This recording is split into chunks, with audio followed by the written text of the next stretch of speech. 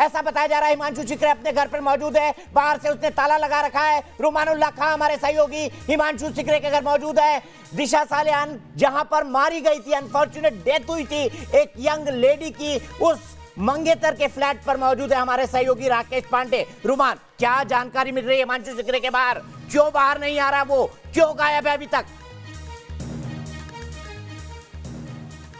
देखिए, बिल्कुल लापता हिमांशु चिकरे को न्यूज नेशन की टीम ने खोज लिया है। इस घर के अंदर हिमांशु चिकरे मौजूद है, उसको खुद देखा है और वो बाहर नहीं आ रहा है। लेकिन मैं सबसे बड़ी बात ये बता दूं कि यहाँ पर जो इलाके के सोर्स है उन्होंने बताया है कि जब से दिशा सालियान की मौत हुई है तब से वो घबराया हुआ है और सही से बात नहीं कर रहा। और उसके अलावा यहाँ पर एक्टिविटीज़ बढ़ गई। मैं आपको दिखाना चाहूँगा कि दिशा सालियान की मौत के बाद से ये एक नए लाल कपड़े में एक लकड़ी टांगी गई है, डरा हुआ है, एक घोड़े की नाल टांगी गई है, उसके ऊपर एक दूसरे काले घोड़े की नाल टांगी गई है और ऊपर एक बिल्कुल ताज़ा एक तावीज़ और एक टोटका कुछ वहाँ पर लगाया गया है। ये तमाम चीज़ें इसने अपने घर पर दिशा सालियान की मौत के बाद लगाई हैं। तो सीधे तौर पर किस चीज़ से डर रहा है, वहाँ पे क्या चीज़ है जिसको इसने छुपाया है, इससे सीधे तौर पर हिमांशु चिकरे से हम जानना चाहते हैं।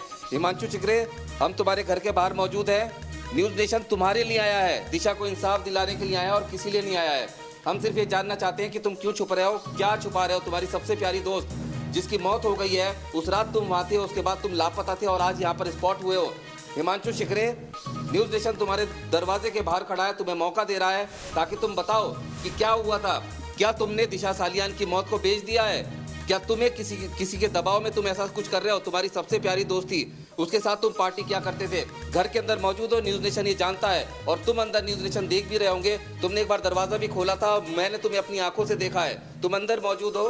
हिमांशु चिकरे, हम तुमसे जानना चाहते हैं कि क्या हुआ था।